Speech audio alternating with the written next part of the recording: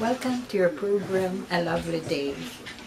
It is indeed a lovely day, for it is the day that the Lord has made. Let us rejoice and be glad in it. This is your host, Sister Ann Tronas. Our topic for today is how to avoid argument.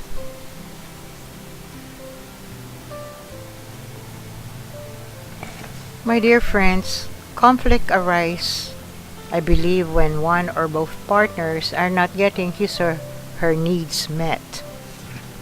Normally, that happens. Conflict and arguments are bound to happen in any relationship, whether it is between life partners, family members, co-workers, associates, or friends. There is no guarantee that you will be able to avoid an argument. We all know that. We are all entitled to our opinions, but it is often the differences in those opinions that create the most conflict. It is all based on our individual mindset and what we each believe. Remember, there are no two people on earth who are exactly alike. Even twins whose DNA are identical can be very different and have opposing thoughts, ideas, and beliefs. Having differences of opinions is natural. How we feel about issues hinges on how we were raised as well as our religious beliefs. The way we handle and appreciate those differences is the key in avoiding arguments and resolving conflict. I believe to be able to solve a problem, first and foremost, you need to address the issue with your partner. But oftentimes, by doing so, it can create an argument because of different opinions and beliefs. That's the only problem. First and foremost, through my own experience, I suggest avoid that statement that attacks or something that is negative. Do not say you never or you're such a person, etc. Those will only make your partner feel threatened and defensive. Rather, take responsibility for your statements by using the I messages like I need or I feel.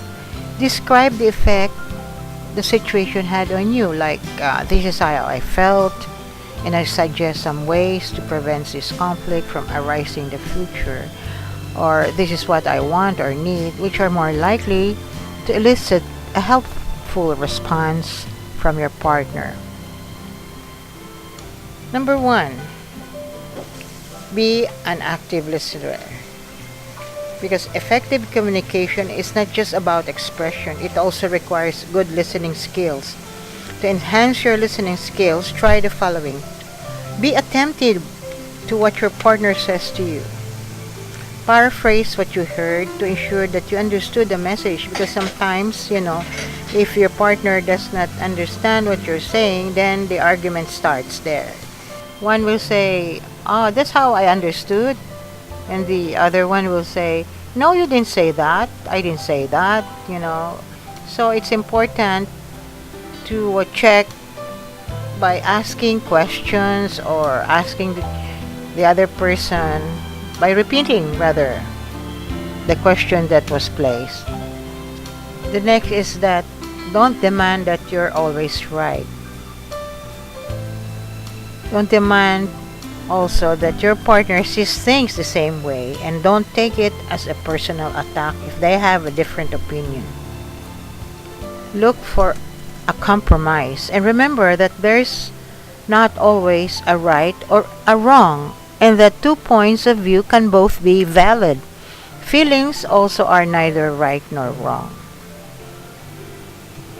And the next is that don't be a mind reader. Avoid assuming things.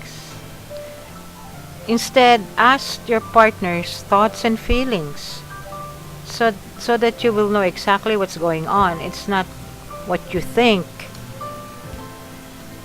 It is important also to be sure instead of just creating your own imaginations, isn't it?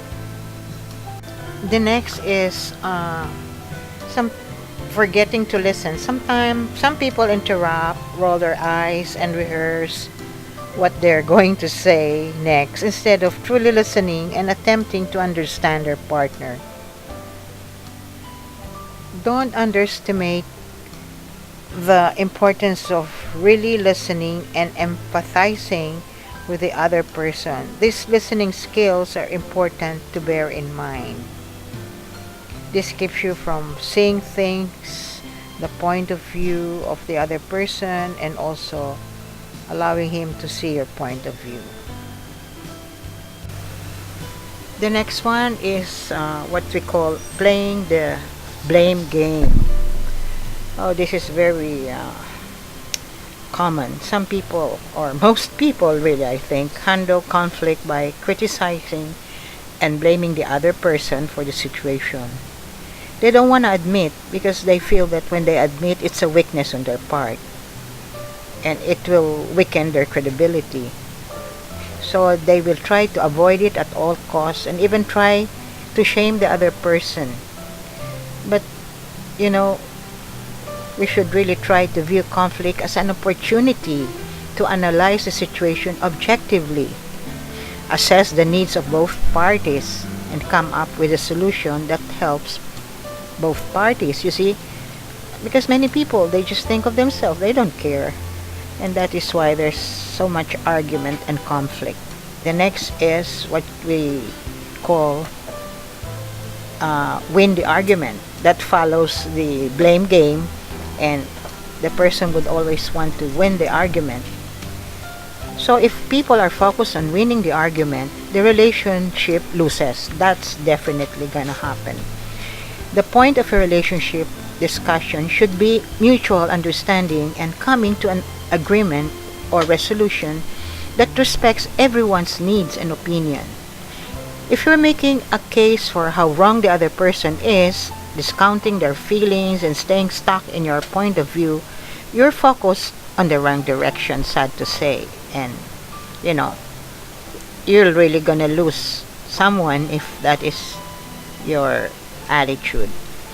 Alright, the next one is making character attacks. So it follows, from the blame game, it will go to winning the argument, and then of course it will end up to making character attacks already, because once a person is being provoked, definitely that person will retaliate. Sometimes people take any negative action from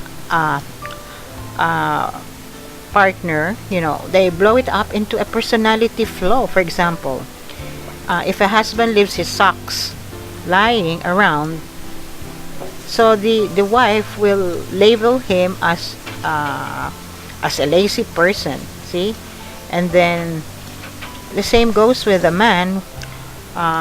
For example, a woman wants to discuss a problem regarding the relationship, so she will be labeled as controlling or needy or too demanding. You see, this is what you call character attacks already. When in an argument or